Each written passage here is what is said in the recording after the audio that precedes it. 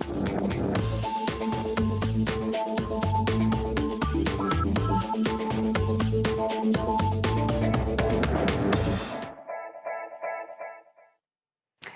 à tous, ravi de vous retrouver pour cette nouvelle édition de Sénat 360. Voici les titres.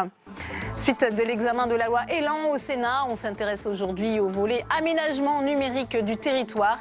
L'exécutif promet le déploiement du très haut débit d'ici 2022 et pourtant plus de 500 communes sont toujours en zone blanche, privées de réseau. Reportage et débat à suivre. Le débat parlementaire se poursuit, mais dans un climat de tension accrue entre le Sénat et le gouvernement. En cause le rythme des réformes et les conditions de travail, sans parler des amendements nombreux de suppression des modifications du Sénat. Les réactions dans un instant. Et dans ce contexte, la proposition de loi contre les fausses informations a été rejetée en commission au Sénat. Jugée inutile et dangereuse, les sénateurs estiment qu'elle pourrait porter atteinte à la liberté d'expression. Le débat dans cette édition. Et je vous rappelle que vous pouvez réagir à tous nos débats sur Twitter avec le hashtag Sénat360. Pour m'accompagner cet après-midi, Saveria Rojek et Tam Tranui. Le multiplex, c'est tout de suite.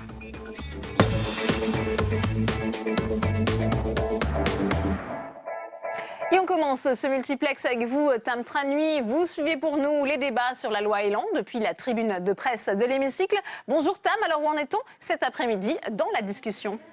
Eh bien écoutez Delphine, les sénateurs viennent de commencer à discuter des dispositions qui pourraient toucher à la loi littorale. La loi littorale, c'est un monument législatif qui a permis depuis son adoption en 1986 de préserver nos rivages de l'appétit des bétonneurs en interdisant toute construction nouvelle à moins de 100 mètres des côtes en dehors des zones urbanisées. Le problème, c'est que sa jurisprudence est complexe, son application est complexe. C'est un texte qui ennuie beaucoup d'élus locaux aujourd'hui qui voudraient bien pouvoir construire un peu plus, mais sans défigurer le paysage, disent-ils.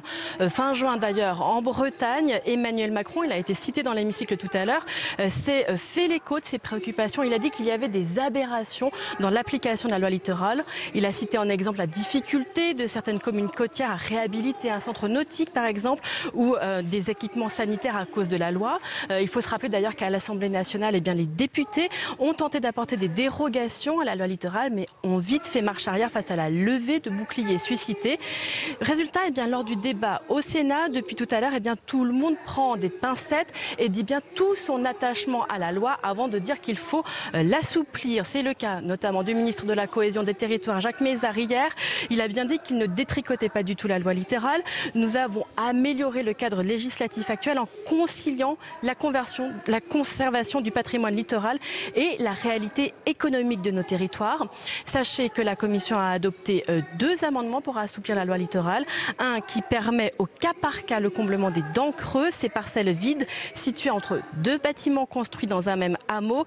Tout cela, c'est vraiment une attente des élus locaux. Et puis il y a aussi un autre amendement qui permet à des activités comme la production d'huîtres, à la conchyliculture, de pouvoir s'installer plus facilement. Mais vous allez le voir, il va y avoir beaucoup d'ambiance aujourd'hui dans l'hémicycle et des débats qui s'annoncent très animés. Merci à vous, Tam, pour toutes ces précisions. Je vous le disais en titre, le ton monte entre le Sénat et le gouvernement. Depuis le début de la session extraordinaire, les sénateurs dénoncent le rythme imposé par l'exécutif qui les empêche d'examiner en profondeur les projets de loi. Ils protestent aussi contre le détricotage en règle des modifications votées en commission. De là à parler d'un mépris du Parlement, il n'y a qu'un pas, Quentin Calmy. C'était hier en séance publique, les sénateurs laissaient à nouveau exploser leur colère. Sachez, monsieur le ministre, que ce qu'est en train de faire le gouvernement, c'est un mépris du Parlement. Par ce mépris, nous vous répondrons par notre travail, par l'intelligence de nos débats, pour faire la démonstration que le Sénat a une utilité dans ce pays. Dans la quasi-totalité des groupes politiques, les élus s'indignent. Le dernier coup de tonnerre d'un orage qui couve depuis plusieurs semaines entre le Sénat et le gouvernement. Première étape, la surcharge du calendrier parlementaire. Depuis juin, de nombreux textes denses et importants politiquement se succèdent à l'agenda du Sénat. Loi Asile et Immigration, loi sur l'agriculture ou encore sur la formation professionnelle. Les sénateurs ont l'impression de mal travailler et s'en plaignent au gouvernement à l'origine de cette désorganisation du calendrier. Le Premier ministre botte en touche. Nous assumons le fait que le programme législatif soit intense. Les débats le sont également, que ce soit à l'Assemblée nationale ou au Sénat. Sur tous les textes qui ont été présentés, il y a eu des débats. Nouveau nuage au tableau, en commission mixte paritaire sur la loi agriculture et alimentation. Députés et sénateurs échouent à trouver un terrain d'entente sur ce texte. Lorsque nous sommes en commission mixte paritaire, l'objectif est de trouver un accord sur les points de différence entre les deux textes, celui qui a été voté à l'Assemblée nationale et celui qui a été voté au Sénat. Or là, la CMP a consisté à parler sur l'article 1 et singulièrement sur la création des indicateurs concernant les prix, qui était un article, une partie de l'article 1 qui avait été voté de la même façon à l'Assemblée nationale et au Sénat et sur lequel, normalement, nous n'aurions pas dû revenir puisque c'était le vote souverain et de l'Assemblée nationale et du Sénat. Moi, j'ai vu un rapporteur qui, dans son propos liminaire, nous disait le gouvernement ne veut pas ça, le gouvernement ne veut pas ça, le président ne veut pas ça, mais l'Assemblée me semble devoir être indépendante du gouvernement et du président de la République. Dernier acte dans cette brouille avec le projet de loi sur l'avenir professionnel. À nouveau, la commission mixte paritaire échoue, alors même que les sénateurs partageaient la philosophie du texte du gouvernement. À quoi vont servir nos débats? Quel sera le sort de nos avancées? Comment travailler sérieusement et utilement si le gouvernement ne respecte ni nos calendriers, ni nos propositions?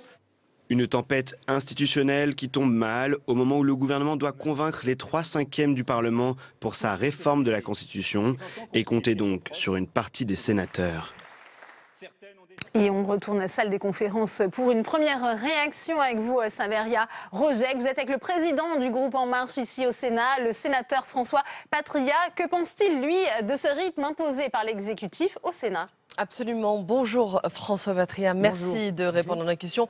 On le voit, on vient de le voir dans ce sujet, une relation de plus en plus compliquée, de plus en plus tendue entre le Sénat et le gouvernement. Les rappels au règlement qui se multiplient. Gérard Larcher qui écrit à Édouard Philippe pour lui demander de respecter le travail du Sénat.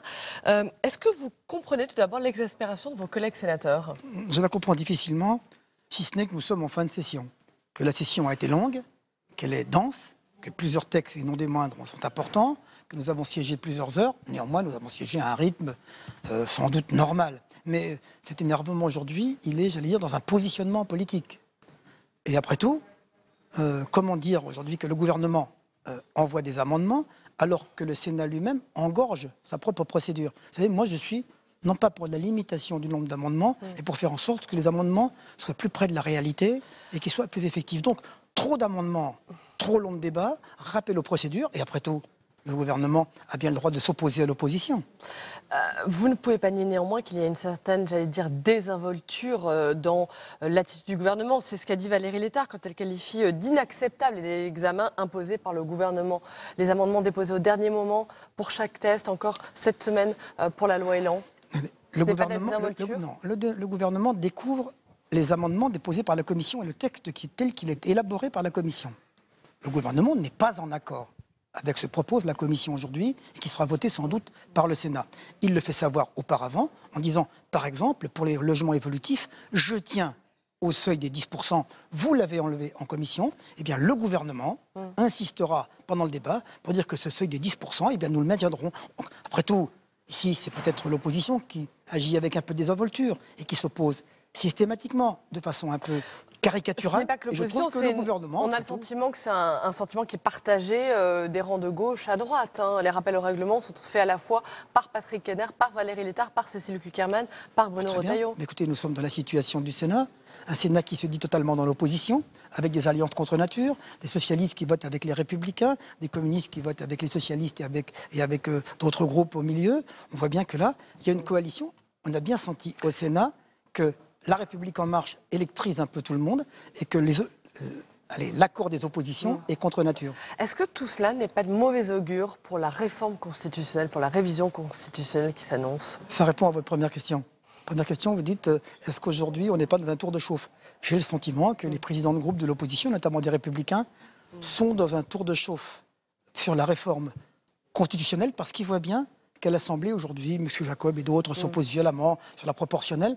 Et donc, ils ont demandé au Sénat de prendre le relais et on s'entraîne pour la réforme constitutionnelle. Donc, on n'est pas... Précisément, est-ce qu'il y a un hiatus aujourd'hui entre le président du Sénat, entre Gérard Larcher et le reste du groupe, les Républicains, Philippe Bas, sur cette question de la révision constitutionnelle et de la proportionnelle, précisément? J'ai le sentiment que le président du Sénat est dans une volonté d'aboutir.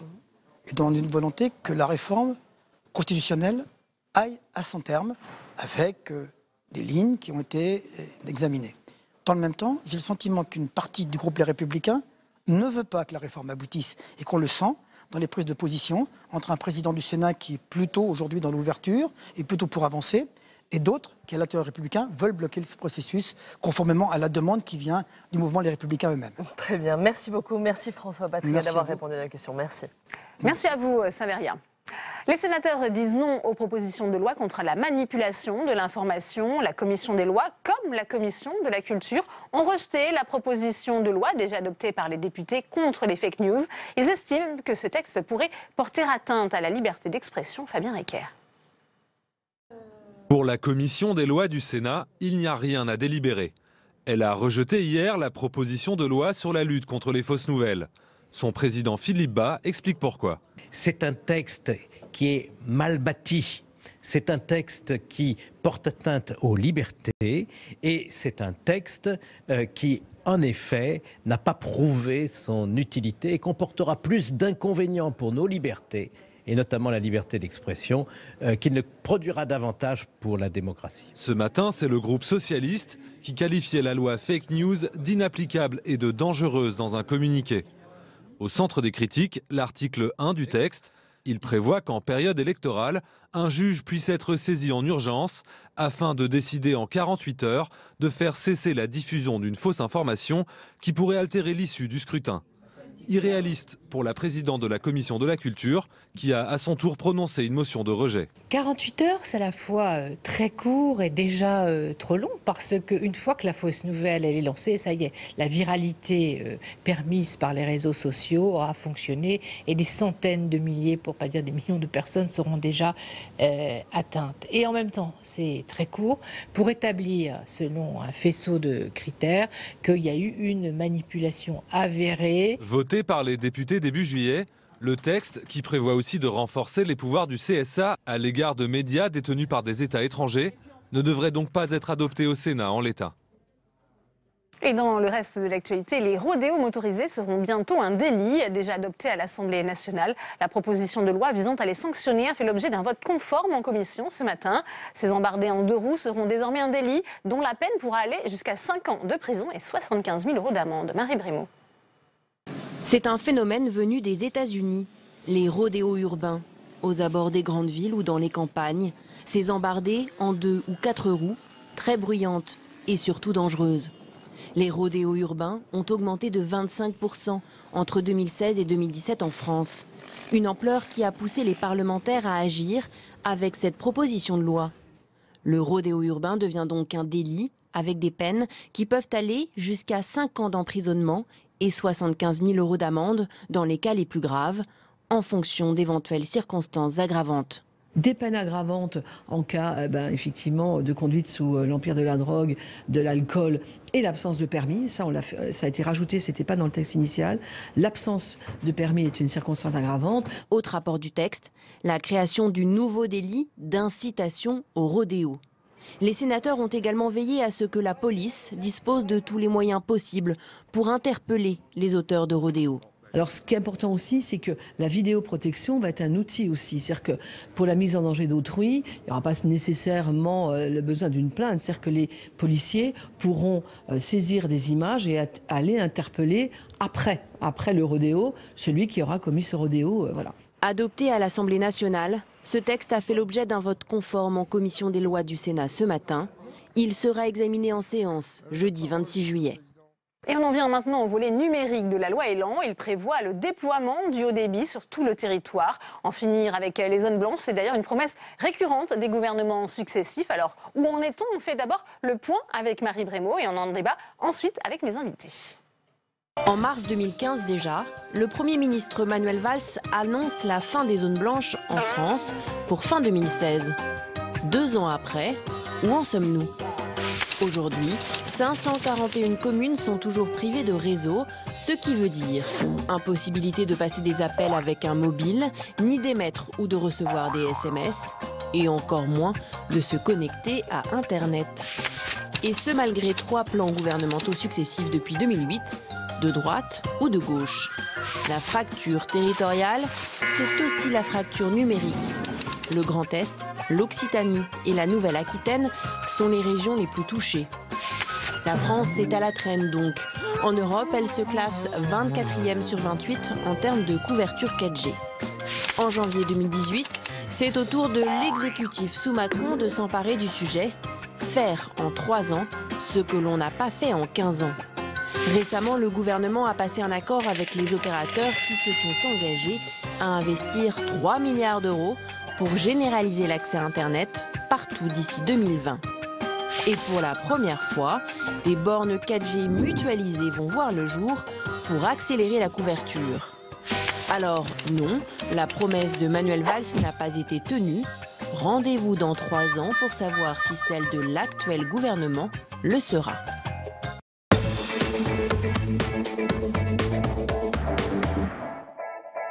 Et on ouvre le débat dans Sénat 360 avec mes invités sur ce plateau. Martial Bourquin, bonjour, sénateur socialiste du Doubs, merci d'être avec nous.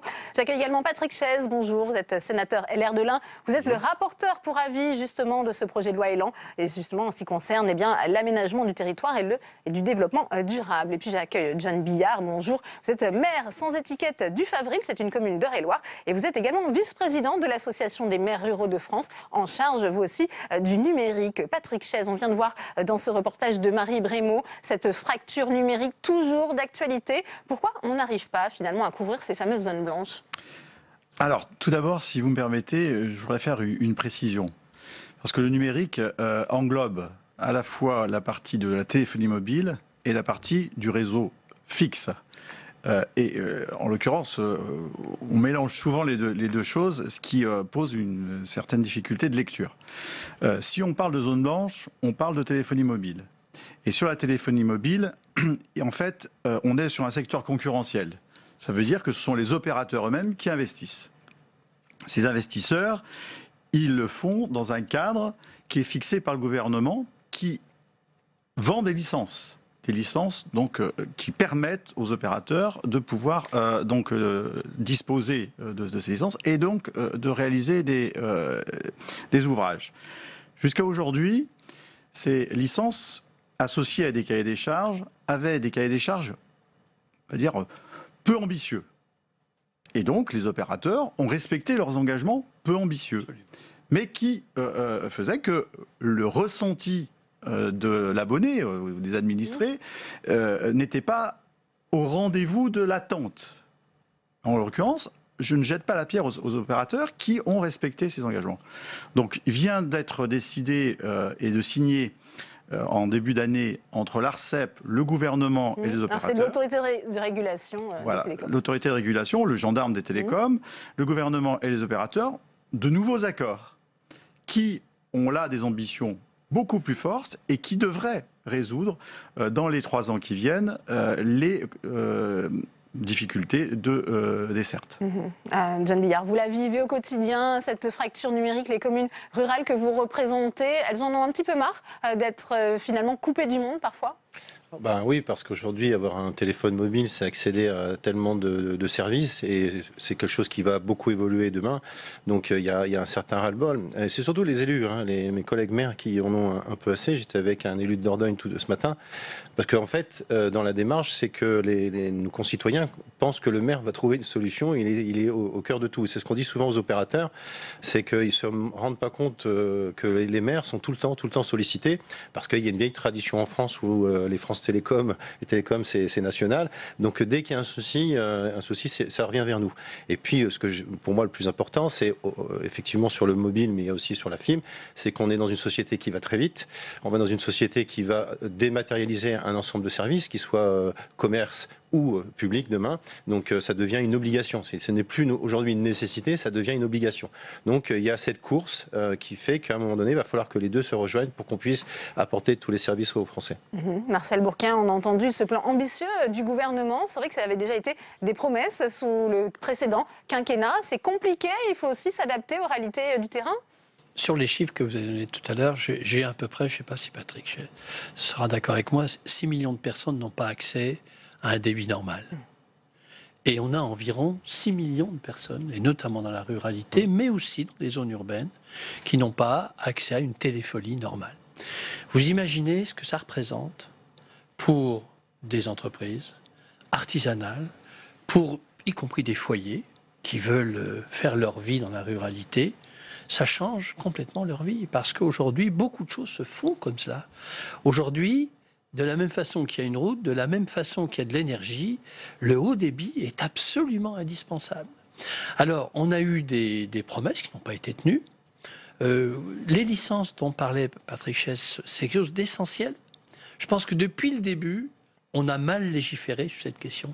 Et vous vous rappelez, lorsque le débat est venu tout au début... C'est-à-dire, Marcel Bourquin, pourquoi tout simplement parce que il y a eu la volonté, ce qu'il fallait faire, c'est de la péréquation.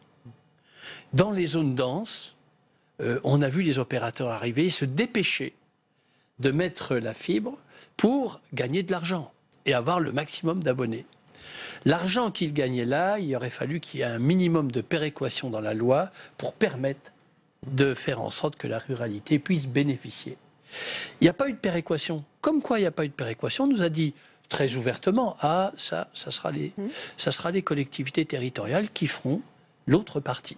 En gros, nous, on se sert où c'est rentable, et ailleurs, il faudra que ce soit les collectivités territoriales. Je ne sais pas si je me trompe, mais... Est-ce que c'est une question de moyens, Patrick Chess? Pas seulement, je le disais, il y a aussi parfois des difficultés d'accès dans les territoires de montagne. Pour installer la 4G, c'est pas si facile que ça. Alors, encore une fois, attention au mélange entre le mobile et le fixe.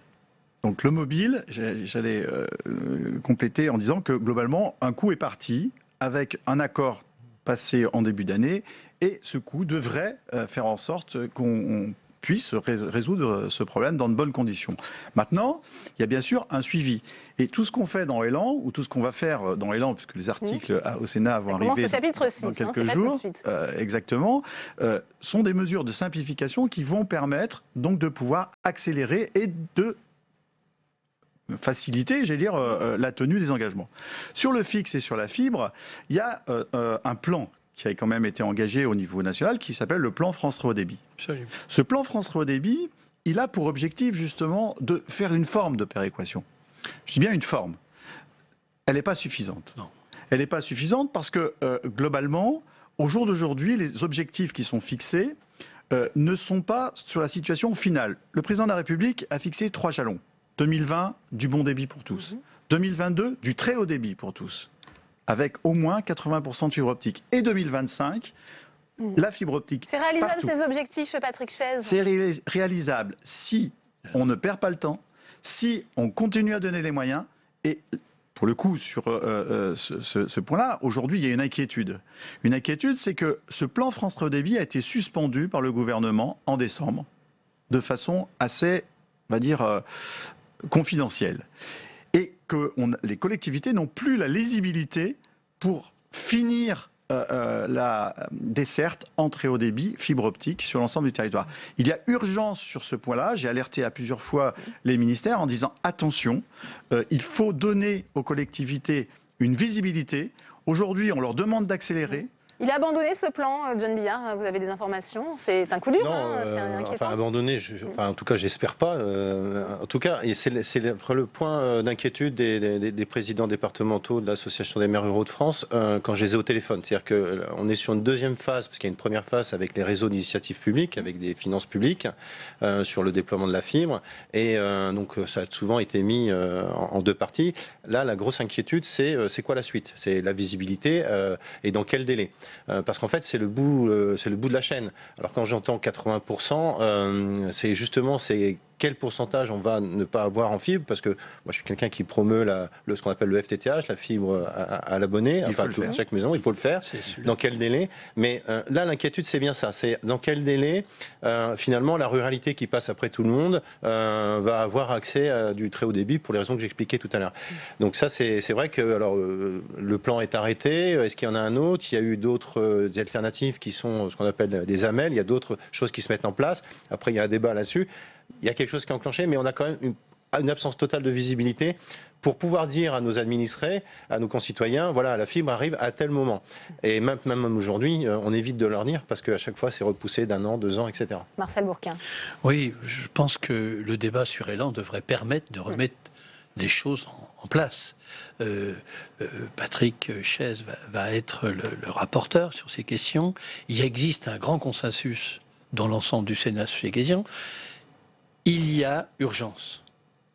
On ne peut pas arrêter un plan comme ça et il faut se servir d'élan en disant non seulement ça repart fort sur les orientations qui ont été données, mais surtout, maintenant, l'ensemble des maires, l'ensemble des départements doivent avoir des dates, doivent avoir des travaux, doivent savoir quand est-ce que le très haut débit arrivera sur l'ensemble du territoire. Je dois vous dire que la fracture numérique est une question essentielle. Aujourd'hui, avec le télétravail, avec des tas de questions, on peut non seulement repeupler nos communes qui sont aujourd'hui dans la ruralité, mais on peut avoir une France qui respire, où il y a certes des métropoles, où il y a certes des villes moyennes, mais il y a aussi des communes rurales qui peuvent avoir la modernité, où on pourra mettre en place des entreprises, on pourra mettre des start-up dans ces communes rurales, à condition qu'on on voit bien les enjeux économiques, effectivement. Absolument, à condition qu'on tienne Patrick Chaise, puisqu'on parle de la loi Elan, il y a beaucoup de mesures de simplification qui font consensus au Sénat. Pourtant, il y a quand même eu des modifications en commission. Alors, oui, je pense que la chance du numérique, c'est que ce n'est pas un sujet partisan.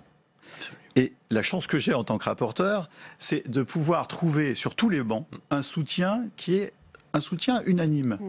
Alors évidemment, il y aura toujours quelques exceptions, mais je peux témoigner d'une proposition de loi que j'ai donc portée en mars dernier, qui a été votée à l'unanimité au Sénat.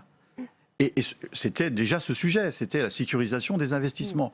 Donc globalement, cette force qui est la représentation des territoires du Sénat, elle est partagée, quelles que soient les origines politiques. Et je pense et j'espère que globalement, le travail qui sera fait dans ce cadre de la loi Elan va donner au gouvernement une impulsion supplémentaire pour faire en sorte de réussir l'essai.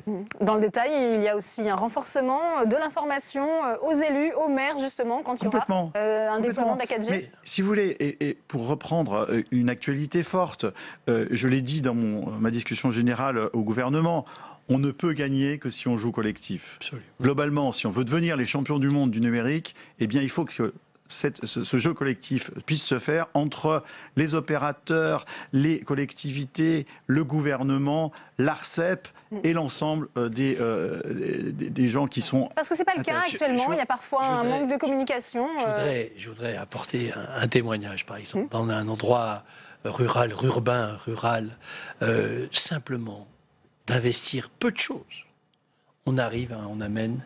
On sort de zones blanches dans certains endroits et on amène le haut débit, le très haut débit dans certains endroits.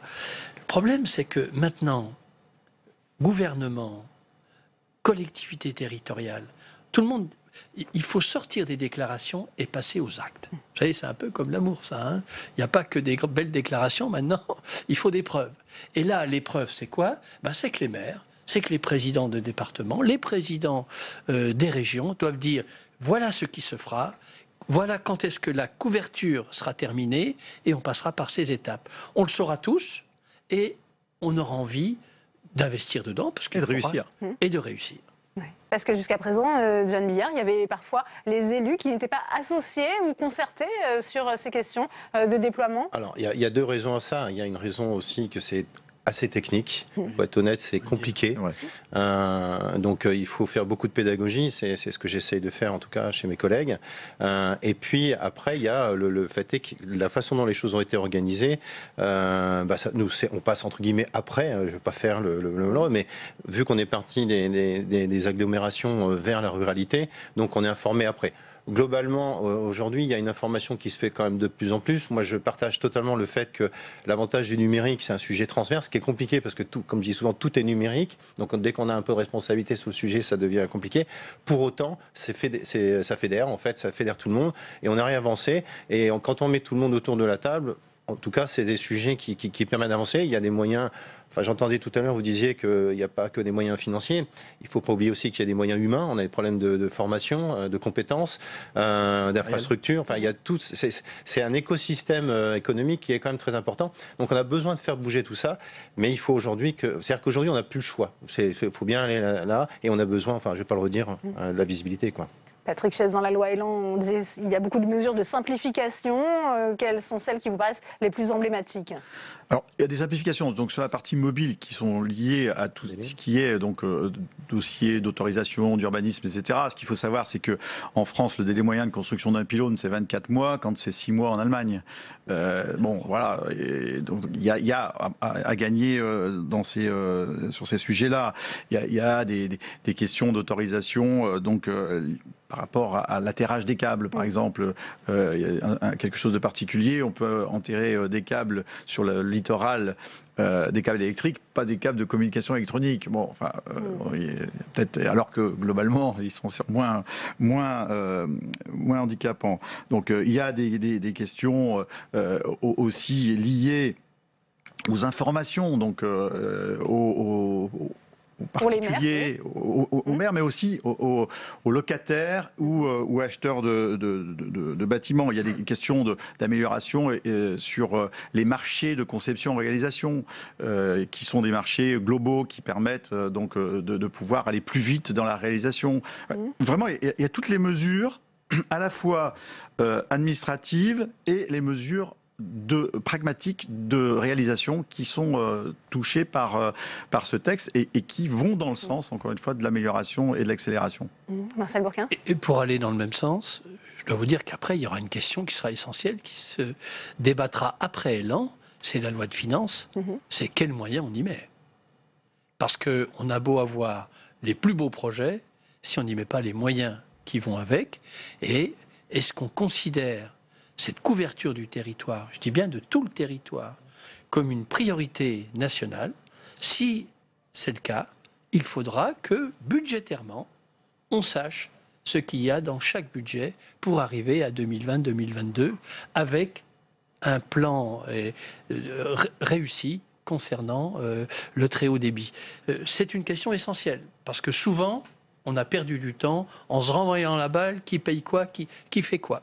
Tout doit être clair, et surtout l'État doit montrer l'exemple en disant voilà ce que nous avons investi, ce que nous allons investir, et chaque année, ça c'est un plan pluriannuel, il faut terminer, c'est peu de temps, c'est rien du tout ce qui est devant nous.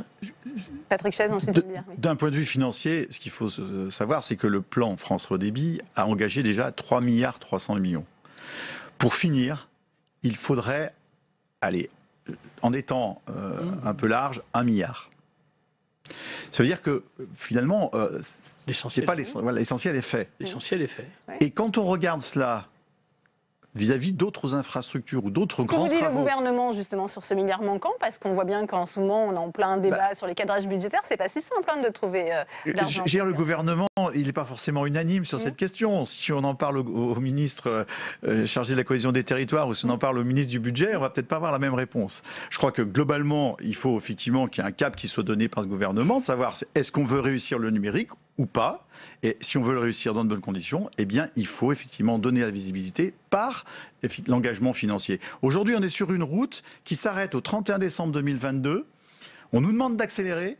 Et au bout de cette route, le pont pour accéder à 2025, il n'est pas construit. Et on nous dit, mais ça ne fait rien, accélérer quand même. Et à un moment donné, il faut bien se dire que les collectivités, elles vont lever le pied en se disant, oula, je ne vais peut-être pas prendre le risque d'arriver au bout de la route. John Billard, vous allez suivre attentivement les débats sur cette question au Sénat. Est-ce que vous avez des attentes particulières, des demandes? Non, enfin, les attentes, on travaille ensemble sur certains sujets. Donc, effectivement, tout ce qui est simplification pour gagner du temps sur les installations, c'est important parce qu'on ne se rend pas compte. Quand on décide de mettre un pylône à un endroit, il faut attendre 24 mois pour l'avoir. Donc ça, on a du mal à l'expliquer aux habitants. Après, sur le financement, moi, je serais plutôt d'avis de dire qu'il faut qu'on arrête aussi de faire payer le concitoyen, parce que pour le coup, la collectivité a quand même largement contribué et on a des opérateurs aujourd'hui qui sont là aussi pour gagner un peu d'argent avec nos déploiements. Il faut aussi qu'ils s'investissent. Alors, ils ont eu, entre guillemets, un cadeau. Je trouve ça très bien par rapport aux licences sur le mobile. Sur le déploiement de la fibre, je pense qu'il y a encore des choses à négocier avec eux. Il y a de la marge. Alors, c'est un investissement qui rapportera à long terme. On est sur un intérêt, alors c'est compliqué parce qu'on est sur un intérêt public, un intérêt général. Ce sont des entreprises privées, mais je pense qu'il y a encore des marges de discussion. Moi, personnellement, je suis assez optimiste là-dessus. Ça va pas être facile, mais en ce moment, il y a des discussions sur certains départements, sur certaines régions, pour justement prendre une part de ce déploiement et laisser le moindre dépense pour la collectivité. Parce que la collectivité, quand même, a dépensé beaucoup pour des services et des usages qui vont être faits par d'autres que la collectivité demain. Hein. Enfin, voilà. Hein. C'est tout l'enjeu. Merci à vous, Denis Villard. Merci, Patrick Chaise. Merci, Martial Bourquin. On continue les réactions au Sénat et on en parlait sur ce ton qui monte entre les parlementaires ici au Sénat et les exécutif. Alors on va retrouver Saveria Rojek pour en parler. Vous êtes avec la sénatrice LR, Fabienne Keller. Bonjour Fabienne Keller, Bonjour. Merci de répondre à nos questions. Le ton monte, on le voit, entre le Sénat et le gouvernement. Gérard Larcher qui écrit à Édouard Philippe pour lui demander de respecter le travail du Sénat, les rappels au règlement qui se multiplient à gauche aussi bien qu'à droite.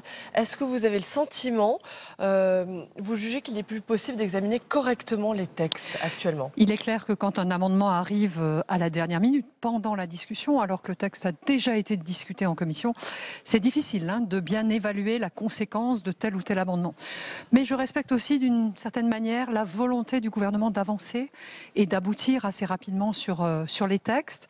Il est vrai que moi je suis très engagée sur le ferroviaire et le pacte ferroviaire a été une exception puisque pour le coup on a très bien travaillé et il y a eu une CMP qui a conclu positivement.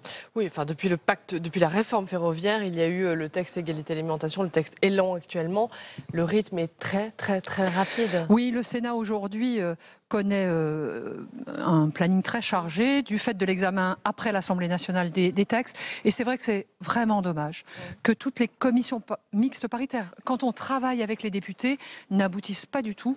Et donc qu'en fait, le travail du Sénat ne soit pas du tout pris en compte. On a le sentiment, j'allais vous poser justement la question sur les CMP, on a le sentiment que cette désinvolture, elle se traduit également par les échecs qui sont de plus en plus difficiles. Les accords sont de plus en plus difficiles à trouver en commission mixte paritaire. Oui, ce rejet tout ce travail est balayé. De certaines contributions du Sénat est tout à fait dommageable. Je pense en particulier aux territoires dont le Sénat est bien le porteur, qui sont bien traités, bien pris en compte dans nos modifications.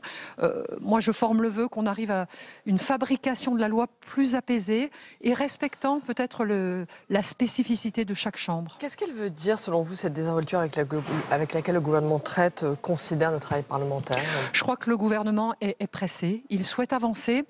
Je ne peux pas lui en vouloir parce que sur la question, par exemple, de l'emploi, les signaux pour l'instant ne sont pas assez positifs. On comprend qu'il souhaite, sur la formation professionnelle, avancer très vite, de manière à ne pas perdre de temps pour la vie réelle des Français. Mais d'un autre côté, il faut aussi prendre en compte la sagesse du Sénat, sa capacité à améliorer des textes pour qu'ils soient plus robustes, plus solides. Est-ce que ce climat, cette colère, cette exaspération des sénateurs, tout cela n'est pas de mauvais augure pour la future réforme constitutionnelle? Alors peut-être même que la réforme constitutionnelle est à l'origine de cette inquiétude. C'est vrai que la réduction du nombre d'élus, pour mes collègues sénateurs, on passe tous beaucoup de temps sur le terrain, mais on est inquiet de ne pas arriver à aller à la rencontre des élus locaux comme nous le souhaiterions. Nous serons à peu près 2 fois moins nombreux, ce sera compliqué d'avoir la même disponibilité. Difficile d'être à la fois présent ici pour travailler des textes roboratifs, j'allais dire, et sur le terrain pour faire son travail. Et oui, c'est un peu le paradoxe parce qu'on nous attend pour être vu à la télé quand l'hémicycle est filmé, mais aussi à l'écoute des territoires et c'est tellement important que toutes les énergies présentes sur le terrain puissent pleinement être mises au service, contribuer au rayonnement du pays. Très bien, merci beaucoup. Merci Fabienne Keller d'avoir répondu à la question. Merci.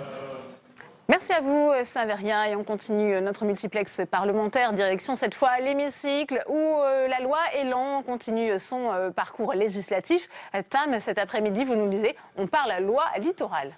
Et oui, les discussions se poursuivent sur ce sujet, sur cette loi qui est un véritable totem pour pouvoir préserver le littoral français et qui empêche les constructions à moins de 100 mètres des côtes en dehors des zones urbanisées. Alors, je vous le disais, les députés, face à la levée de boucliers qu'il y a eu pour protéger la loi littorale, ont renoncé à mettre des dérogations importantes à cette loi. Au Sénat, eh bien, on voudrait en revanche aller plus loin. Il y a eu de nombreux travaux au Sénat depuis plusieurs années. Un rapport sur ce sujet signé de l'ancienne sénatrice Odette Herviaux et du sénateur Les Républicains Jean Bizet. Encore il y a quelques mois, eh bien, c'était la proposition de loi de Michel Vaspart qui a été adoptée par le Sénat, elle aussi pour apporter de nouvelles dérogations à la loi littorale. Eh bien, la Commission s'est inspirée de ces travaux dans les amendements qu'elle a fini par adopter sur ce sujet. Un pour combler les dents creuses, c'est-à-dire les parcelles vides qui sont situées entre deux bâtiments construits dans un même hameau, et un autre amendement pour faciliter l'installation de certaines activités agricoles. On parle essentiellement de la conchiliculture, c'est-à-dire de la production d'huîtres. Eh bien, sachez que l'on a d'ores et déjà eu la réponse du gouvernement sur les amendements du Sénat. Ça sera non, car Jacques Mézard l'a bien dit, ce qui a été adopté à l'Assemblée nationale est le fruit d'une concertation et de l'approbation du ministre d'État Nicolas Hulot, et donc il ne veut pas du tout aller plus loin que ce qui a été adopté à l'Assemblée nationale.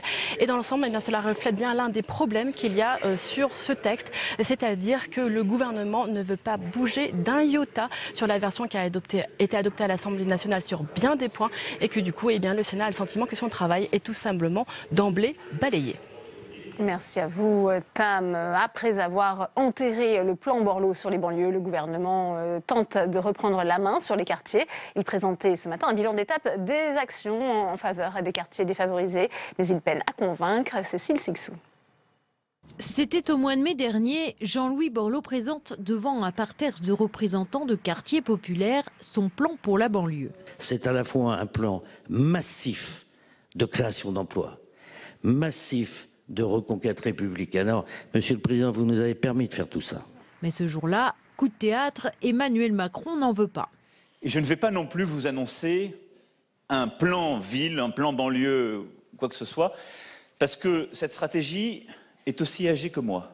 Deux mâles blancs ne vivant pas dans ces quartiers s'échangent l'un un rapport et l'autre disant « on m'a remis un plan, je l'ai découvert ». C'est pas vrai, ça marche plus comme ça.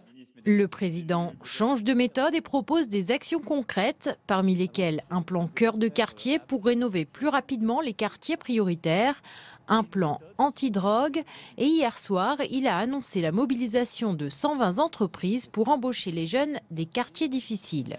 Au Sénat, l'enterrement du plan Borloo et les propositions du président passent mal.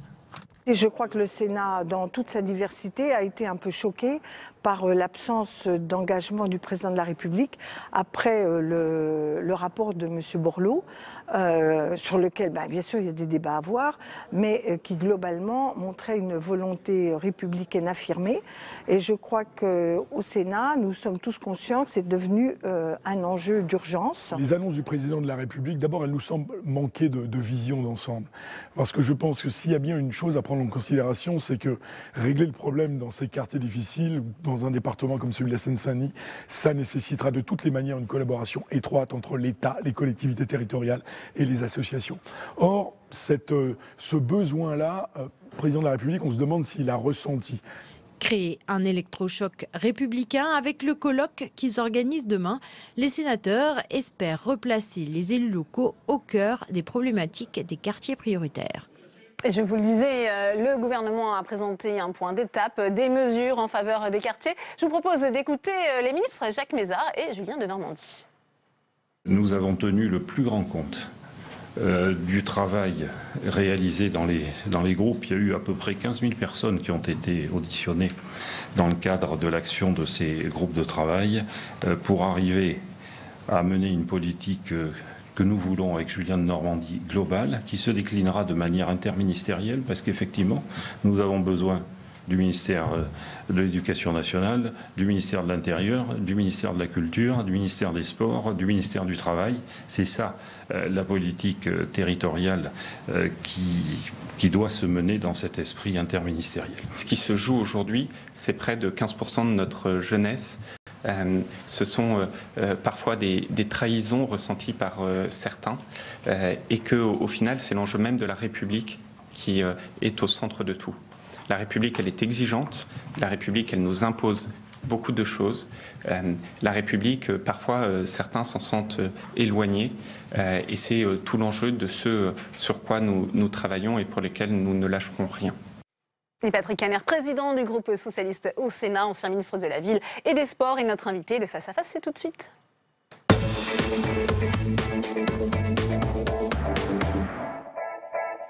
Bonjour Patrick Kanner. Bonjour. On vient d'entendre ce point d'étape du gouvernement qui fait le bilan de ses actions en faveur des quartiers défavorisés. Vous n'avez pas l'air du tout convaincu. Écoutez, je découvre ces images. Je suis convaincu du manque de conviction des deux ministres. Hier, on a assisté à une sorte d'enterrement, quoi. C'était un discours d'enterrement de cette politique de la ville, parce qu'ils n'ont rien à dire. Je le pense. Il y a des bonnes choses qui ont été faites. Je suis favorable, et tant mieux pour ce Oui, parce que ça a été rappelé quand même. Il y a une police du quotidien, le dédoublement des CP, le retour des emplois francs. J'entends bien, mais les LSP, qui les a créés? Ce sont les serviteurs précédents de la République. Les moyens offerts aux écoles, nous l'avons porté avec la création de 60 000 postes, après la destruction de 80 000 postes par la majorité précédente. Donc, mais ne tombons pas dans la bagarre de chiffres. Ce qui est important, c'est que la montagne a accouché d'une souris. J'étais présent au discours du président de la République à Tourcoing en novembre 2017. Le grand plan Borloo attendu, enterré. Aujourd'hui, qu'est-ce qu'on nous annonce? Quelques crédits en plus pour le secteur associatif? Bon, très bien. Quelques crédits pour la création de crèches. Les emplois francs, vous l'évoquez, j'en attends le bilan, puisque j'étais le ministre qui a supprimé les emplois francs qui ne marchaient pas. Peut-être que ça marche maintenant, mais je n'arrive pas à avoir le moindre chiffre sur le sujet. D'ailleurs, ça n'a pas été évoqué manifestement. Donc, attention, danger, je l'ai dit avec notre collègue de la droite sénatoriale, Philippe Dallier, il y a là une remise en cause d'une politique, y compris pour des raisons que je qualifierais d'idéologiques, à savoir que c'est par l'entreprise... C'est pas la priorité du gouvernement, selon vous, les quartiers? La priorité du gouvernement, c'est le ruissellement. C'est dire, voilà, si le monde économique va bien, tout cela va ruisseler naturellement vers les quartiers. Ce n'est pas notre position, nous l'avons évoqué avec Philippe Dallier, nous ne sommes pas de la même sensibilité politique, vous le savez, bien au contraire, mais demain nous dirons que nous croyons à la place de l'État, à l'intervention publique dans ces quartiers pour établir l'égalité des chances. Ce sont deux visions qui s'opposent et vous déplorez le manque de vision globale du gouvernement sur ces sujets? C'est une vision libérale. Qui peut-être va réussir. En tout cas, je n'y crois pas parce que ces 5,5 millions de personnes ne demandent pas la compassion, qui vivent dans ces 1500 quartiers. Ce qu'elles demandent, c'est les moyens de l'égalité, le retour des services publics, la sûreté. Et c'est vrai qu'il faut en parler au travers notamment de la police de sécurité au quotidien, tant mieux. Mais c'est surtout une bataille contre tous les phénomènes de stigmatisation. L'ANRU, que je vois que nous passons des images d'immeubles, l'Agence nationale de rénovation urbaine a été confirmée, c'est tant mieux, parce que je n'étais pas favorable à la fondation imaginée par M. Borloo. Les 10 milliards d'euros, c'est très bien. L'accélération des procédures, j'y suis favorable, mais... parce qu'il y a un mais, naturellement, vous l'aurez compris, nous voyons bien que ce n'est pas l'effort de l'État, c'est l'effort d'Action Logement, c'est-à-dire le collecteur du logement dans notre pays qui sera mobilisé. Emmanuel Macron tente aussi de mobiliser les entreprises. Une centaine d'entrepreneurs a été reçus hier à l'Élysée. Il a beaucoup été question justement de l'emploi en banlieue. J'attends de voir. Moi, l'emploi, je le gère aussi par les contrats aidés. On peut demander aux entreprises de créer des emplois, mais elles choisiront toujours les meilleurs. La question, c'est où sont les seconds, les troisièmes, les quatrièmes de cordée, pour reprendre l'expression du président de la République, bien célèbre maintenant. On ne peut pas dire en même temps, on développe des crédits pour le secteur associatif, et au même moment, leur enlever le levier majeur que représentent les contrats aidés, dans un budget de 2019, qu'on m'annonce, à hauteur de moins 9% pour M. Mézard. Il paraît que les crédits de la politique de la ville ne seront pas touchés. Attendons de voir le débat financier. C'est en discussion, effectivement. Il y a, ça a été rappelé, ce colloque demain ici au Sénat, banlieue pour un électrochoc républicain. Qu'est-ce que ça veut dire, un électrochoc républicain pour les banlieues? Le terme a été choisi par la présidence du Sénat. Il est fort. Un électrochoc, ça veut dire que c'est le moyen de rétablir finalement la vigueur chez quelqu'un blessé ou qui a eu un problème cardiaque. ces On quartiers en est là, souffrent. il faut les réanimer, les banlieues. Il ne faut pas les réanimer, le mot est trop fort. Il faut surtout leur permettre de montrer la chance que ces quartiers représentent. Parce que ce sont beaucoup de jeunes. Certes, ils ne sont pas toujours bien formés et beaucoup au chômage, mais il y a une énergie dans ces quartiers. Arrêtons de les présenter toujours comme stigmatisés. Il faut leur permettre de dire, mais nous sommes une chance pour la République. Nous ne sommes pas des quartiers en dehors de la République. Et donc des mesures spécifiques par l'État et non pas uniquement par le monde économique. Ce n'est pas l'un contre l'autre, c'est les deux en même temps, pour reprendre l'expression consacrée. Oui, vous ne croyez pas justement à cet effort individuel que vante le chef de l'État? Il faut l'accompagner. Moi, j'ai été ministre presque 3 ans de la ville, et je sais que quand on porte tel nom, qu'on habite telle adresse, qu'on a telle couleur de peau, il faut reconnaître les choses. Il y a un apartheid ethnique et social dans notre pays. C'est pas moi qui l'ai dit, c'était Manuel Valls. Manuel Valls. Il Ça a fait eu polémique, le ces courage. propos à l'époque. Vous l'assumez encore aujourd'hui? Je l'assume totalement aujourd'hui. Et pour lutter contre l'apartheid, eh bien, il faut l'intervention forte des pouvoirs publics.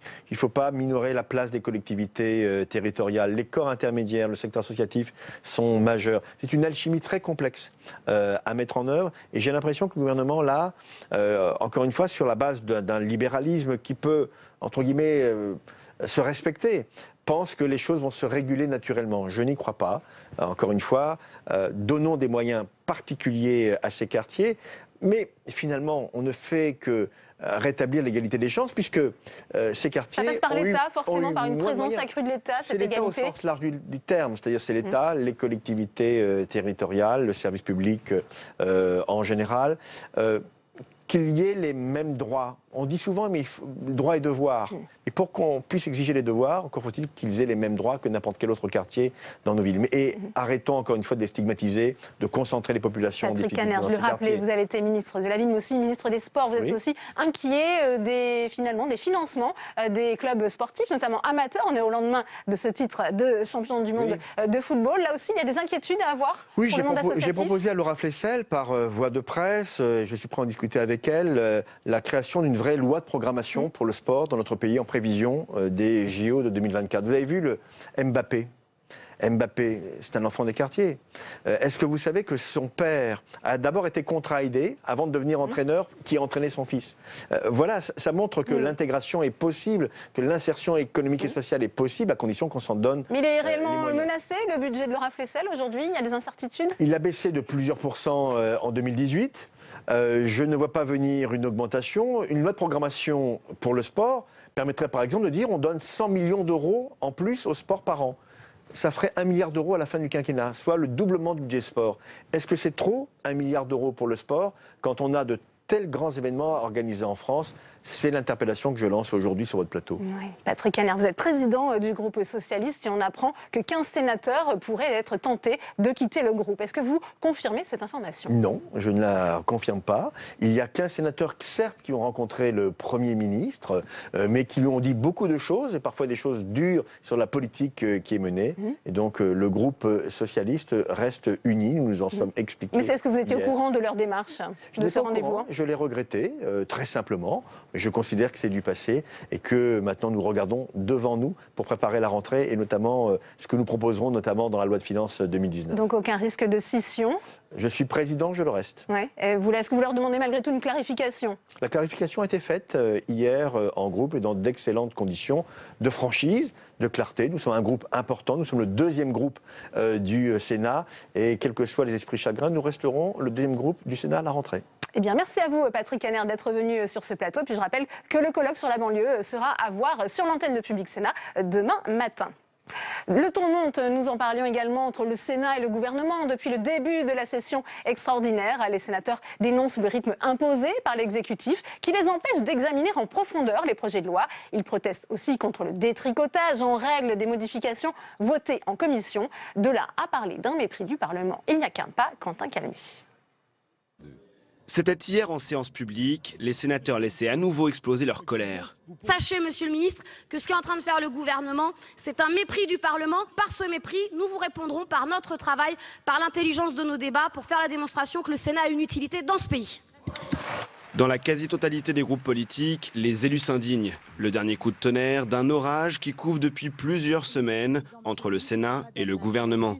Première étape, la surcharge du calendrier parlementaire. Depuis juin, de nombreux textes denses et importants politiquement se succèdent à l'agenda du Sénat. Loi Asile et Immigration, loi sur l'agriculture ou encore sur la formation professionnelle. Les sénateurs ont l'impression de mal travailler et s'en plaignent au gouvernement à l'origine de cette désorganisation du calendrier. Le Premier ministre botte en touche. Nous assumons le fait que le programme législatif soit intense. Les débats le sont également, que ce soit à l'Assemblée nationale ou au Sénat. Sur tous les textes qui ont été présentés, il y a eu des débats. Nouveau nuage au tableau, en commission mixte paritaire sur la loi agriculture et alimentation. Députés et sénateurs échouent à trouver un terrain d'entente sur ce texte. Lorsque nous sommes en commission mixte paritaire, l'objectif est de trouver un accord sur les points de différence entre les deux textes, celui qui a été voté à l'Assemblée nationale et celui qui a été voté au Sénat. Or là, la CMP a consisté à parler sur l'article 1 et singulièrement sur la création des indicateurs concernant les prix, qui était un article, une partie de l'article 1 qui avait été voté de la même façon à l'Assemblée nationale et au Sénat et sur lequel, normalement, nous n'aurions pas dû revenir puisque c'était le vote souverain et de l'Assemblée nationale et du Sénat. Moi, j'ai vu un rapporteur qui, dans son propos liminaire, nous disait le gouvernement ne veut pas ça, le gouvernement ne veut pas ça, le président ne veut pas ça, mais l'Assemblée me semble devoir être indépendante du gouvernement et du président de la République. Dernier acte dans cette brouille avec le projet de loi sur l'avenir professionnel. À nouveau, la commission mixte paritaire échoue, alors même que les sénateurs partageaient la philosophie du texte du gouvernement. À quoi vont servir nos débats? Quel sera le sort de nos avancées? Comment travailler sérieusement et utilement si le gouvernement ne respecte ni nos calendriers, ni nos propositions? Une tempête institutionnelle qui tombe mal au moment où le gouvernement doit convaincre les 3/5 du Parlement pour sa réforme de la Constitution et compter donc sur une partie des sénateurs. Je vous propose d'écouter la réaction de la sénatrice socialiste de l'Oise, Laurence Rossignol. Elle était avec Saveria Rojek, c'était il y a un instant. Bonjour Laurence Rossignol. Bonjour. Merci de répondre à nos questions. Cette exaspération partagée par les rangs de gauche comme de droite, est-ce que vous la comprenez également? Est-ce que vous la vivez également? Je la partage et effectivement, je la vis depuis plusieurs semaines comme parlementaire, comme législateur. Et il y a une concordance qui est quand même extrêmement inquiétante et troublante parce qu'en même temps que l'Assemblée nationale discute de la réforme de la Constitution et des institutions qui se caractérise essentiellement par un affaiblissement du Parlement, du nombre de parlementaires, mais aussi, on a bien vu les tentatives du gouvernement pour une plus grande maîtrise de l'ordre du jour, pour affaiblir la capacité d'initiative du Parlement et son droit d'amendement. En même temps qu'il se passe ça, nous au Sénat, ce que nous vivons, c'est une attitude du gouvernement extrêmement amateuriste, désinvolte et même méprisante à l'égard du travail parlementaire. Donc on se demande si c'est simplement un manque d'expérience, un manque de professionnalisme, la négligence, ou si c'est un projet qui consiste déjà à ridiculiser le Parlement pour pouvoir plus tard, plus facilement l'affaiblir. En quoi le gouvernement balaye le travail des parlementaires ? Le gouvernement n'a pas compris que deux chambres, il y en a une qui est de la majorité présidentielle et l'autre qui ne l'est pas, c'est souvent comme ça, c'est de la co-construction législative, c'est-à-dire que on tempère, chaque chambre tempère les excès de l'autre. Et on a appris à co-construire d'abord ensemble au Sénat. Le Sénat, et je le dis sans aucune prétention et arrogance, est connu pour faire un travail législatif de qualité, approfondi. Et puis après, en commission mixte paritaire, au moment où on se rencontre avec l'Assemblée, on a appris à travailler ensemble pour élaborer un texte qui soit commun. Or, aujourd'hui, on voit le gouvernement arriver en séance à n'importe quelle heure avec des amendements.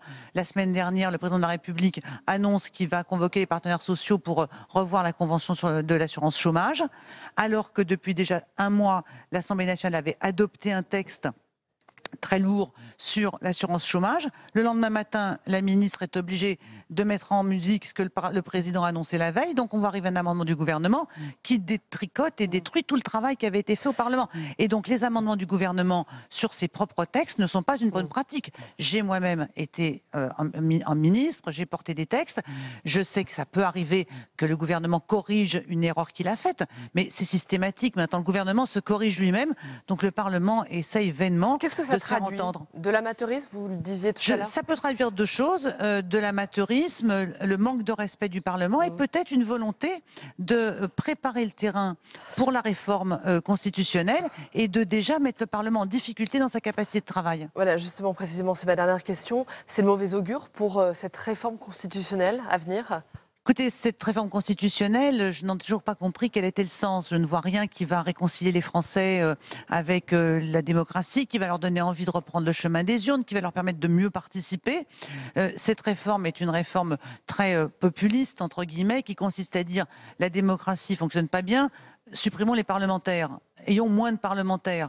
C'est pas avec moins de parlementaires que les citoyens vont se considérer mieux représentés et mieux investis dans la chose publique. Très bien, merci beaucoup. Merci d'avoir répondu à nos questions. Merci beaucoup. Merci à vous, Saveria, pour cette réaction en direct. Les sénateurs disent non aux propositions de loi contre la manipulation de l'information. La commission des lois, comme la commission de la culture, a rejeté la proposition de loi déjà adoptée par les députés contre les fake news. Ils estiment, je cite, que ce texte pourrait porter atteinte à la liberté d'expression. Fabien Recker. Pour la commission des lois du Sénat, il n'y a rien à délibérer. Elle a rejeté hier la proposition de loi sur la lutte contre les fausses nouvelles. Son président Philippe Bas explique pourquoi. C'est un texte qui est mal bâti. C'est un texte qui porte atteinte aux libertés et c'est un texte qui, en effet, n'a pas prouvé son utilité et comportera plus d'inconvénients pour nos libertés, et notamment la liberté d'expression, qu'il ne produira davantage pour la démocratie. Ce matin, c'est le groupe socialiste qui qualifiait la loi fake news d'inapplicable et de dangereuse dans un communiqué. Au centre des critiques, l'article 1 du texte. Il prévoit qu'en période électorale, un juge puisse être saisi en urgence afin de décider en 48 heures de faire cesser la diffusion d'une fausse information qui pourrait altérer l'issue du scrutin. Irréaliste pour la présidente de la commission de la culture qui a à son tour prononcé une motion de rejet. 48 heures, c'est à la fois très court et déjà trop long parce qu'une fois que la fausse nouvelle elle est lancée, ça y est, la viralité permise par les réseaux sociaux aura fonctionné et des centaines de milliers, pour pas dire des millions de personnes seront déjà atteintes. Et en même temps, c'est très court pour établir, selon un faisceau de critères, qu'il y a eu une manipulation avérée. Voté par les députés début juillet, le texte, qui prévoit aussi de renforcer les pouvoirs du CSA à l'égard de médias détenus par des États étrangers, ne devrait donc pas être adopté au Sénat en l'état.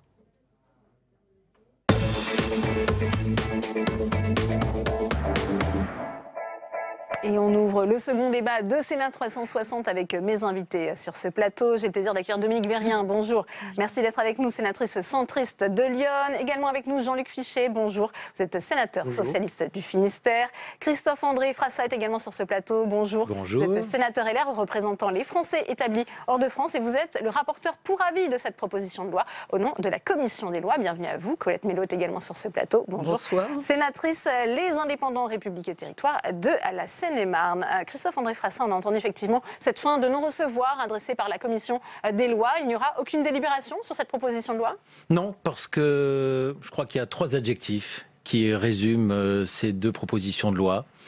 Inefficace, inaboutie et dangereuse. Voilà, je crois que ça résume l'esprit qui anime la Commission des lois et sur lequel la Commission des affaires culturelles a aussi rejoint notre position que nous avons, établie hier matin et que la Commission des affaires culturelles, au débat desquels j'ai participé ce matin, s'est rangée également parce que nous avons mené avec Catherine Morin-Desailly, qui est rapporteure, elle, au fond, pour la Commission des affaires culturelles, de nombreuses auditions, de nombreux débats, de nombreuses tables rondes avec des professionnels, des journalistes, on va en des parler magistrats. dans un instant, Voilà. puisqu'on écoutera Francis Morel, que vous avez auditionné.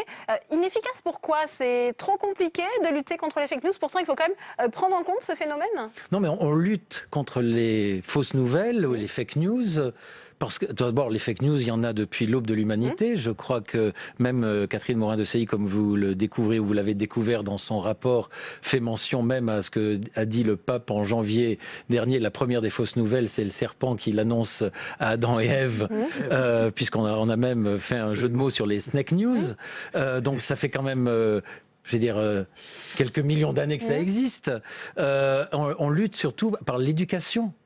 on ne lutte pas avec un dispositif législatif qui, lui, est inefficace parce qu'il frappe à côté de la cible. Et c'est ça que nous avons voulu dénoncer à la Commission des lois, c'est qu'on a déjà un arsenal juridique qui existe aujourd'hui et que c'est pas... On ne découvre pas les fausses nouvelles. On a déjà lutté. La loi de 1881 existe et elle marche. Jean-Luc Fichet, le groupe socialiste a pris la même position. C'est un texte inutile et dangereux.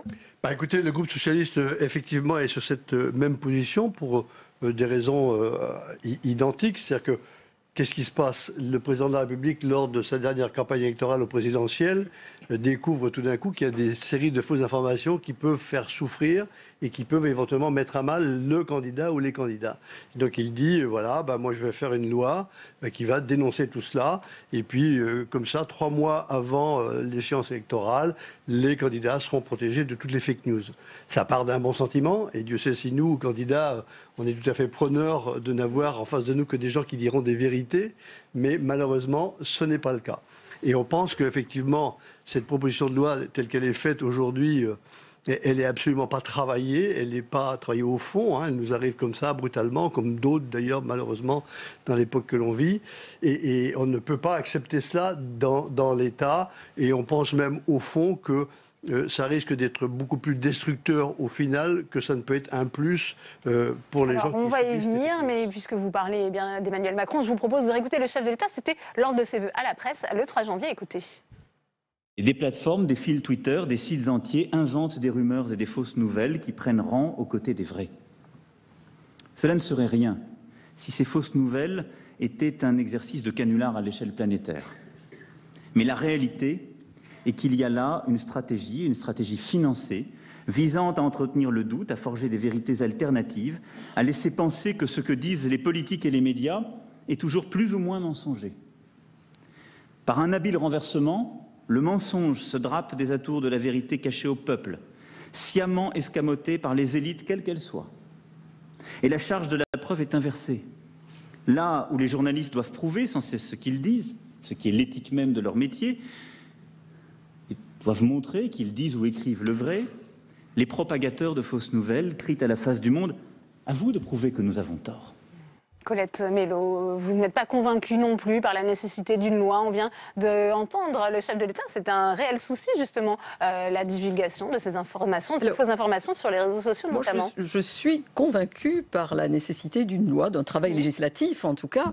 Bon, comme il a été dit précédemment, les fake news ont toujours existé, mais c'est leur mode de diffusion et l'échelle de ce mode de diffusion qui va très vite, qui atteint aussi très vite l'autre bout du monde, qui pose problème. Donc il faut adapter les outils juridiques à ce type de diffusion. Alors il y a une loi, certes, la loi de 1881, mais la loi de 1881 a été écrite en 1881 pour la presse écrite.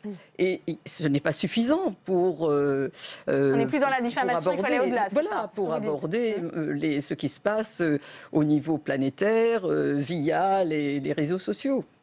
Donc il y aura, vous ne voterez pas forcément la motion qui a été déposée?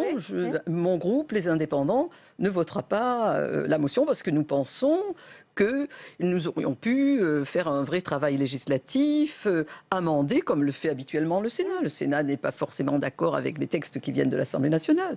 On peut très bien amender, on pouvait travailler, on pouvait arriver à véhiculer certaines idées. Et il est fort dommage que le Sénat n'ait pas pu ouvrir une discussion sur un débat sociétal. Alors, votre réponse, Dominique Vérien? Effectivement, ce serait bien de pouvoir légiférer, mais là, le travail était tellement important, c'était même pas corriger la loi, c'était la réécrire. Et la réécrire en prenant du temps, ce qu'on ne nous a pas laissé le temps de faire. Parce qu'il y a des solutions proposées dans la loi qui sont tout simplement inapplicables et qui... simplement par la volonté de vouloir les appliquer, et notamment sur le problème des plateformes, pourrait avoir un effet totalement néfaste. C'est soit on est ridicule parce qu'on n'arrive pas à obtenir gain de cause auprès des plateformes, et nous, France, nous ne pouvons pas, donc je pense que c'est réellement au niveau européen, puisque c'est la réglementation sur le e-commerce qui les gère, et ça c'est au niveau européen qu'on peut le discuter. Donc soit on se ridiculise parce qu'on ne peut pas faire aboutir ce que nous souhaitons, soit au contraire on arrive à faire une menace qui fait que les plateformes vont automatiquement censurer tout ce qui pourrait leur penser, tout ce qu'elles pourraient penser ne pas être conforme à une vraie nouvelle. Et malheureusement, elles pourraient du coup en censurer énormément. Donc c'est un vrai danger. Soit on est ridicule, soit au contraire, on a un vrai danger pour la liberté d'expression. Donc c'est en cela que c'est pas abouti et c'est en cela que le travail législatif, oui, mais un vrai travail législatif construit et en essayant de faire des procédures applicable. Christophe André Frassa, c'est vrai qu'il y a cet aspect aussi, hein, plateforme numérique, Facebook, Twitter. On doit leur imposer aussi des obligations de transparence finalement. Il n'y aura pas de position du Sénat sur ce point? Mais ça, c'est déjà prévu par la loi LCN de 2004 et cette proposition de loi, ces deux propositions de loi n'apportent rien de plus. C'est pour ça que je pense que là, on fausse un peu le débat en disant que le Sénat ne va pas légiférer sur cet aspect-là. LCN a déjà apporté les réponses là-dessus et les plateformes ont déjà des obligations en la matière. Nous, ce qui nous a vraiment inquiétés, c'est le référé et la construction même philosophique et législative de ce référé. On rappelle, ces propositions de loi visent justement à permettre à un candidat ou un parti de saisir le juge des référés pour faire cesser la diffusion de ces fausses informations durant les 3 mois qui précèdent un scrutin national. Qu'est-ce qui ne va pas dans cette énoncé? C'est comment un juge, parce que ce que dit le référé, c'est qu'il va devoir déterminer des faits dont la nature est de matière à altérer la sincérité d'un scrutin à venir. Or, dans tout le contexte et dans toute la jurisprudence électorale, le juge de l'élection, et c'est la base de notre jurisprudence du contentieux de l'élection, se prononce lorsqu'un scrutin a eu lieu. Parce que c'est là qu'on a des faits probants pour qu'un juge puisse dire « là oui, on a altéré la sincérité du scrutin, là non ».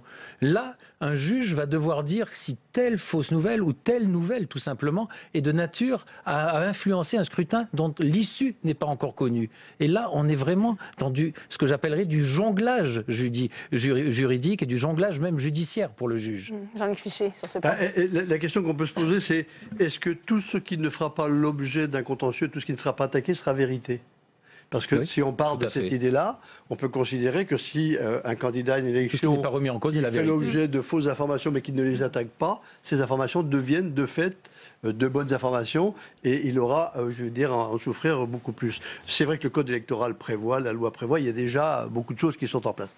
C'est vrai aussi que les modes de communication évoluent, les médias aujourd'hui font qu'on est dans l'instantané et qu'il y a sans doute un gros travail à faire autour de tout ça. Mais c'est pas, à mon avis, par la petite entrée des fausses informations qu'il faut agir, mais sur l'ensemble de la communication qui est faite et comment elle est véhiculée et comment on fait en sorte qu'elle soit une contribution positive à notre évolution, à notre société, au bien vivre ensemble et non pas quelque chose qui porte atteinte aux uns et aux autres d'une manière tout à fait intentionnelle et sur des bruits non fondés, mais que la loi et que le demandeur ne sera toujours pas en capacité de prouver. Donc, ce sont là toutes nos interrogations, mais c'est vrai que on aura un travail à faire là-dessus, bien évidemment, et qu'on ne rejette pas tout d'un revers de main. Ce n'est pas notre position aujourd'hui. Alors, on évoquait les auditions qui ont été réalisées par à la fois la Commission des lois et la Commission de la culture. Je vous propose d'écouter Francis Morel, c'est le président du syndicat de la presse quotidienne nationale. Il était entendu par les sénateurs le 13 juin dernier. Écoutez. Quand on dit les fake news, on voit bien la difficulté que l'on a déjà à définir ce que c'est qu'une fausse nouvelle. Et quand on parle d'allégations ou faits inexacts ou trompeurs, la caractéristique d'une information, malheureusement souvent, c'est qu'on ne sait pas si elle est inexacte ou trompeur. Et si le juge en référé a 2 jours pour se prononcer sur un fait, je pense que c'est un cadeau terrible qu'on lui fait parce qu'il sera 9 fois sur 10 impossible pour lui de se prononcer. C'est sûr que s'il s'agit de savoir si quelqu'un est mort ou pas, c'est facile. Mais s'il s'agit de savoir si quelqu'un a un compte à l'étranger ou sa campagne est financée par l'étranger, je ne vois pas comment en 48 heures, un juge en référé est capable de le dire. Colette Mello, il y avait des difficultés juridiques, ça a été rappelé par Christophe André Frassa, malgré tout, dans ce texte. Oui, certes, mais je pense qu'il en va de même de la diffamation. Lorsqu'il y a diffamation pendant une campagne électorale, on peut déposer un recours. Certes, les juges ne pourront pas répondre sous 48 heures, mais bon, l'arme existera, on pourra le faire. Et c'est un problème très complexe. Répondre d'une façon aussi tranchée, je n'ai pas de mise. Je pense que voilà, on aurait pu continuer à y travailler, même si on n'a pas beaucoup de temps. Le Sénat se prive de donner son avis sur un sujet brûlant. Dominique Vérien, il y avait aussi un risque d'atteinte disproportionnée à la liberté d'expression, c'est ce que vous avez dit ? Un risque d'atteinte disproportionnée, notamment vis-à-vis effectivement des plateformes qui pourraient auto-censurer et veiller à ce que certains contenus, et ce seraient les plateformes qui du coup décideraient de quels sont les contenus qu'on peut entendre ou qu'on ne peut pas entendre. Donc c'est un vrai sujet malgré tout, cette censure. Ensuite, un vrai problème aussi, parce que la fake news, elle l'est une fois qu'on a prouvé qu'elle était fausse. Mais imaginez que ce soit vrai et on va engorger les tribunaux parce que dès qu'on aura une nouvelle qui nous déplaira, on expliquera non, c'est faux forcément. Et donc on ira devant le tribunal, on fera un référé, on fera tout bloquer, la nouvelle sera bloquée et peut-être que 6 mois après on découvrira que c'est vrai. Et donc c'est un vrai sujet. Comment est-ce qu'on gère justement dans ce temps très court et dans ce manque de diffusion ensuite d'informations qui seraient bloquées pour, effectivement, avec un juge qui ne saurait pas forcément bien décider les choses. C'est un vrai cadeau empoisonné. Et en plus, c'est censé s'étendre à toutes les élections. Et donc, imaginez qu'au moment des législatives, il y aurait autant de candidats qui pourraient être diffamés, qui tous iraient devant les tribunaux. Ça va être... c'est difficilement, cette partie-là de référé est difficilement gérable, c'est clair. Christophe-André Frassa, on sait qu'il y a aussi un problème de définition de ce qu'est une fausse information. On a vu les débats à l'Assemblée nationale sur ce point, très dense.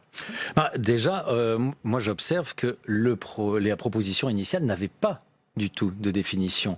Et là où j'allais dire, je sais gré à mes collègues de l'Assemblée nationale, c'est qu'au moins ils ont tenté, dans un premier temps, de faire une définition. Pas forcément satisfaisante. Pas vraiment satisfaisante, et que ma collègue rapporteure de la commission des lois, au vu de l'ampleur des débats, en a apporté une nouvelle définition pour la séance. On a au moins une tentative de définition, mais qui n'est pas une définition, qui est une conséquence, parce que est une fausse nouvelle, une allégation, etc. Donc on voit bien qu'on n'est pas vraiment dans le domaine de la définition, mais on est dans la conséquence. Donc on voit bien que, comme je disais, aujourd'hui, on n'est pas dans un travail abouti. Et c'est là, on est toujours dans ce problème. Cette loi est... sur un plan vraiment de la philosophie du droit, pose des problèmes de principe. Et c'est vraiment pour ça, ce qui nous différencie avec Colette Mélot, c'est qu'il y a un débat. On a un débat. La commission des lois a eu un débat dense, riche, parce qu'elle pose vraiment des débats de fond et de réflexion, parce que le Sénat, c'est la maison avant tout où on est les gardiens des libertés publiques. Et ces deux textes, puisqu'il y a deux lois, mais qui concourent au même objet, pose des problèmes en termes de liberté publique. Et plus que jamais, la période électorale est la période où, au contraire, la liberté d'expression est relâchée. Et est-ce vraiment à notre pays d'être un des pionniers, et je mets ce mot vraiment entre de très grosses guillemets, en matière de restriction et de resserrement de l'espace démocratique au prétexte qu'il y aurait des problèmes avec les fake news. Ça peut, par exemple, influencer un résultat électoral. On a vu ce qui a pu se passer aux États-Unis. On a tout ça en tête. Peut-être Jean-Luc Fichet ensuite. Vous savez, il y a un proverbe qui dit médisez, il en restera toujours quelque chose. C'est-à-dire qu'à partir du moment où on lance une mauvaise information, une fausse information, et c'est particulièrement sensible en période électorale, on sait très bien qu'elle aura un impact, parce qu'il y aura toujours des oreilles qui seront attentives et qui feront leur miel un petit peu de cette information-là et qui la relaieront. Donc je vais dire que les dégâts sont déjà faits.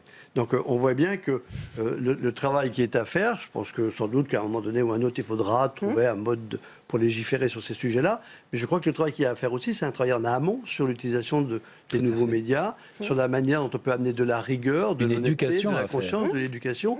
Et là-dessus, c'est un vrai sujet de société, parce que on parle de nous, candidats, sur le plan électoral, mais un chef d'entreprise, au sein de son entreprise, peut aussi se retrouver menacé ou en difficulté. Donc il faut faire attention à ces sujets-là. Et il faut bien évidemment que l'on prenne cette affaire de manière sérieuse, qu'on y mette le temps et qu'on ait un socle de réflexion, enfin une base ce qui n'est pas le cas aujourd'hui. Donc c'est vrai qu'on nous demande quasiment de réécrire quelque chose qui nous arrive comme ça, un peu diffus, un peu confus. Colette Mélot, oui, allez-y. C'est vrai que c'est un vrai sujet de société, ça, nous accordons tous là-dessus, mais nos commissions ont déjà travaillé en amont. La commission de la culture a auditionné beaucoup de patrons de presse, nous avons eu un colloque, on a déjà beaucoup travaillé. Et bon, pour relever un argument que je ne partage pas, il n'est pas question d'abandonner une liberté publique et la liberté de la presse. Je vais utiliser une comparaison. Lorsqu'on veut qu'un journal publie un article, le rédacteur en chef du journal est libre de publier ou de ne pas publier. Il en va de même donc des plateformes. Les plateformes, bon, si elles jugent qu'une diffusion n'est pas valable, peuvent très bien supprimer cette diffusion. Ça se fait déjà. En matière de terrorisme, bon, ça se pratique. Hein. Donc, bon, ce n'est pas une atteinte à la liberté, pas du tout. Il faut vraiment s'emparer de ce sujet qui est grave. Et que dire aussi des médias étrangers qui font courir des informations infondées. On a eu des preuves récemment en Russie. Alors on a le CSA qui peut être saisi. Alors le CSA peut être saisi. Et d'ailleurs, la PPL renforce le pouvoir du CSA. Mais je reviens à ma question, parce qu'on s'en souvient pendant la campagne électorale. Le débat notamment entre Marine Le Pen et Emmanuel Macron. Marine Le Pen qui relaie cette rumeur sur un prétendu compte offshore d'Emmanuel Macron. C'est clairement une fake news. Alors est-ce qu'il peut y avoir des sanctions? Parce que ça aurait pu justement inverser le cours. Justement. Mais Emmanuel Macron a porté plainte tout de suite à ce moment-là pour faux et usage de faux. Il aurait pu le faire pour diffamation et donc il avait déjà les outils. Oui. Et pour répondre à Colette Mélot, le vrai problème, ce n'est pas les journalistes, justement, qui ont déjà la loi de 1881 et qui ont déjà une déontologie. C'est bien tous ceux qui gagnent de l'argent par des nouvelles, qu'elles soient mauvaises ou qu'elles soient bonnes. Et ça, c'est vrai que ça fait longtemps. Quelqu'un me rappelait tout à l'heure qu'un patron de presse disait un mensonge et une réponse, c'est deux informations. Donc, et pour certaines plateformes, il est évident que le fait de diffuser des fake news, c'est aussi un bon moyen d'aller capter des données, de voir qui s'intéresse, d'alimenter. Et puis, donc, le vrai problème, effectivement, c'est s'intéresser à la façon dont fonctionnent ces plateformes et dont elles ont intérêt.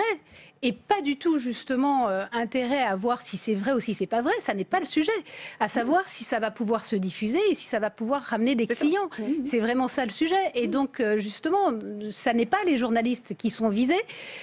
On est bien normalement, sauf que c'est quasiment à eux que s'adresse la loi. Et c'est là le vrai problème, c'est qu'on n'a pas les moyens de lutter, en tout cas pas aujourd'hui avec les réponses qu'on nous donne, on n'a pas les moyens de lutter contre ceux qui pour André Frassa, parce qu'on arrive bientôt au terme de ce débat. Est-ce qu'il y aura quand même une position du Sénat à venir sur cette question des fake news? Moi, je pense qu'il y a tout ce qu'il faut aujourd'hui pour combattre les fausses nouvelles, les fausses rumeurs dans la loi. On avait la possibilité, parce qu'on a eu un rapport excellent de nos collègues François Pillet et Thani Mohamed Soilihi sur les nécessaires adaptations de la loi de 1881. Donc on a des pistes, autant les suivre. Je conclurai juste avec ce que j'ai mis en exergue dans mon rapport. Et c'est Beaumarchais qui l'a dit il y a plus de 240 ans à l'adresse de celui qui gouvernait à l'époque et qui entendait restreindre les libertés. Il n'y a que les petits hommes qui redoutent les petits écrits. Eh bien, merci à vous, Christophe-André Frassa. Merci, Jean-Luc Fichet. Merci, Dominique Vérien. Merci, Colette Mélot. On vient d'apprendre que la sénatrice de la Gironde, Françoise Cartron, a quitté le groupe socialiste aujourd'hui. Elle siégeait depuis sa première élection à la Haute Assemblée en 2008. Elle rejoint, vous le savez peut-être, Jean-Luc Fichet, celui de La République En Marche. C'est un divorce, a-t-elle dit. On va à présent recevoir Jérôme Rabier avant la première diffusion de son nouveau magazine, son Sénat en action. C'est donc ce soir à 23h. Le titre Patrimoine, la grande loterie. Il s'est donc intéressé, Jérôme Rabier, aux 18 heureux gagnants du loto organisé par Stéphane Bern. Alors parmi les dossiers jugés prioritaires en termes de restauration, eh bien c'est la Villa Viardot à Bougival dans les Yvelines. Regardez tout de suite cet extrait.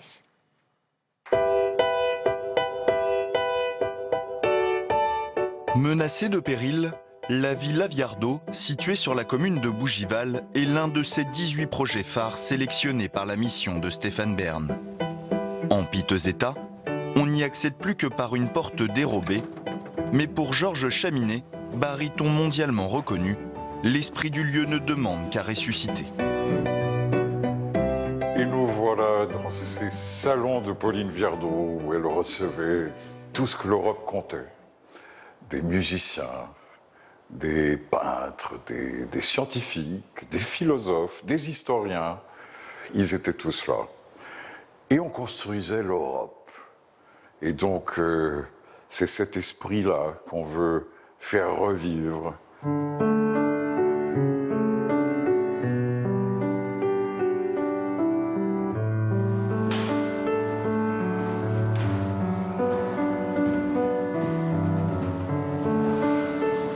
Je suis rentré dans ces salons et j'étais ému aux larmes.